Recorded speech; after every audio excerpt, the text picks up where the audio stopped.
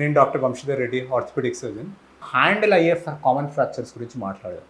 So హ్యాండ్లో multiple fractures కావచ్చు, ఎందుకంటే చాలా బోన్స్ ఉంటాయి హ్యాండ్లో.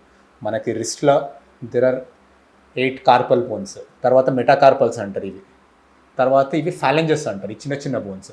సో ప్రతి ఫింగర్కి 3 ఫాలెంజెస్ ఉంటాయి, తమకు మాత్రం 2 ఉంటాయి. సో ఇన్ని బోన్స్ ఉన్నాయి కాబట్టి ఎన్నో ఫ్రాక్చర్స్ అవ్వచ్చు. ఎన్ని ఫ్రాక్చర్స్ అయితే ఏ ఫ్రాక్చర్ని ఎట్లా డీల్ చేయాలనే దానికి చాలా కాంప్లెక్స్ అండర్స్టాండింగ్ ఉండాలి. ఎందుకంటే హ్యాండ్ ఎట్లా పని చేస్తుంది, మనకు హ్యాండ్కి ఫంక్షన్ ఏంది. ఇప్పుడు హ్యాండ్ వేరే పని చేస్తుంది, ఫుట్ వేరే పని చేస్తుంది. ఫుట్ అనేది నడవనేకి మనకి స్టెబిలిటీ కావాలి, కానీ హ్యాండ్లో ఉట్టి స్టేబుల్ ఉంటే అవసరం మనకు సరిపోదు, హ్యాండ్ మూమెంట్ కూడా ఉండాలి మనకి. సో మూమెంట్ అనేది మోస్ట్ క్రిటికల్ హ్యాండ్లో ఒక్కటి ఫింగర్ స్టిఫ్ అయినా కూడా ఎంతో వరకు హ్యాండ్ ఫంక్షన్ తగ్గిపోతుంది. Like suppose little finger stiff అయినా కూడా మీకు పవర్ గ్రిప్ అనేది చాలా సిగ్నిఫికెంట్ లాస్ ఉంటుంది.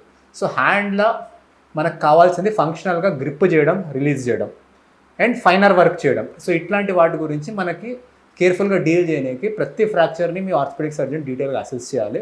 దాని వెనకాల ప్రిన్సిపల్స్ ఉంటాయి. సో మనకు కామన్గా I give you some very basic knowledge about హ్యాండ్ల fracture. So this video will talk about metacarpal fracture. So ఈ బోన్స్ మనకి, సో ఈ మెటాకార్పల్స్ ఫ్రాక్చర్ ఎప్పుడు అవుతాయి అంటే కామన్గా అయ్యేది అయితే డైరెక్ట్ ఇంపాక్ట్తో ఏమైనా వచ్చి డైరెక్ట్ హ్యాండ్కి తాకితే, లేదంటే యాక్సియల్ లోడ్తో మీరు పంచ్ చేయడం కానీ చేయి మీద డైరెక్ట్ పడడం కానీ వాటితోనే మనకి మెటాకార్పల్ ఫ్రాక్చర్స్ అవ్వచ్చు. సో మెటాకార్పల్స్ అనేవి ఒక బేస్ ఉంటుంది, షాఫ్ట్ ఉంటుంది అంటే లెంత్, ఇంకోటి హెడ్ ఉంటుంది, హెడ్కి షాఫ్ట్కి మధ్య నెక్ అంటారు దాన్ని. So base of metacarpal fracture అయితే మనకి we are not talking about the thumb, ఎందుకంటే thumb we have already discussed in another video.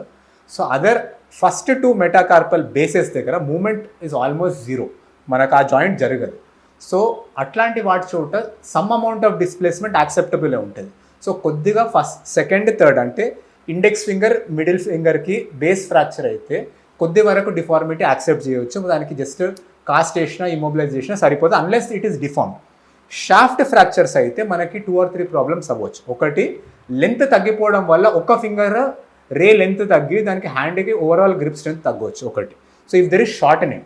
Other thing is rotation ఉండడం వల్ల గ్రిప్ యాజ్ సచ్ రాకపోవచ్చు, ఎందుకంటే ఒక ఫింగర్ మీద ఫింగర్ ఓవర్లాప్ అవ్వచ్చు, ఐదర్ వన్ సైడ్ ఆర్ ఇంకో side. These are the things, issues మనం చూడాలి. సో అన్డిస్ప్లేస్డ్ ఫ్రాక్చర్స్ అంటే జరగకుండా ఫ్రాక్చర్ అయ్యింది, లెంత్ లాస్ లేదు, రొటేషనల్ ప్రాబ్లం లేదు అంటే మనము నాన్ ఆపరేటివ్గా పిఓపి స్లాబ్ కానీ కాస్ట్ కానీ వేసి మనం ఇమ్మొబిలైజ్ చేయవచ్చు. అట్లీస్ట్ 3 weeks ఇమ్మొబిలైజ్ చేసి తర్వాత మనకి ఇమీడియట్గా ఫిజియోథెరపీ స్టార్ట్ చేయాలి. హ్యాండ్లో చెప్పినట్టు stiffness is one of the major problems.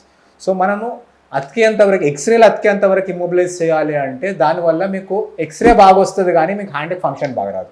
ఎందుకంటే హ్యాండ్ని any significant amount of time మనం ప్లాస్టర్లో పెట్టినా ఫింగర్స్లో స్టిఫ్నెస్ రావడం చాలా కామన్గా అవుతుంది. సో మినిమం పాసిబుల్ టైం మనం ప్లాస్టర్లో పెట్టాలి, that minimum time is 3 weeks. So ఒక ఫంక్షనల్ పొజిషన్ ఆఫ్ హ్యాండ్ అంటారు, అంటే ఈ పొజిషన్లో మనకి knuckle joint bent at 90 degrees, వేరే two joints almost straight. So this is called the functional position of hand or position of safe immobilisation అంటారు. అంటే ఈ పొజిషన్లో స్టిఫ్నెస్ వచ్చే ఛాన్స్ తక్కువ, కానీ ఈ పొజిషన్లో ప్లాస్టర్ వేసారు అంటే ఓపెన్ పొజిషన్లో స్టిఫ్నెస్ వచ్చే ఛాన్స్ ఎక్కువ ఉంటుంది. So hand in safe position of immobilisation చేయాలి. లెంత్ షార్టనింగ్ ఉండడము, ఆర్ రొటేషనల్ డిఫార్మిటీ ఉండడం, ఆర్ కమ్యూనిషన్ ఉండడం అంటే చిట్లిపోవడం, ఆర్ ఇవి ఎప్పుడు కామన్గా అయితే అంటే మల్టిపల్ మెటాకార్పల్స్ ఒకటేసారి ఫ్రాక్చర్ అయితే, అంటే సపోజ్ ఇది కలిపి ఫ్రాక్చర్ అయినాయి ఆర్ అన్ని ఫ్రాక్చర్ అయినాయి, ఇటువంటి దాంట్లో అన్స్టేబుల్ ఉంటుంది, అంటే ఫ్రాక్చర్ ఊగుతూ ఉంటుంది. సో అట్లాంటి వాటికి మనకి సర్జికల్గా హ్యాండిల్ చేయడం ఇంపార్టెంట్. సర్జరీకి మల్టిపుల్ ఆప్షన్స్ ఉంటాయి. One of the options is called K wires, most common options.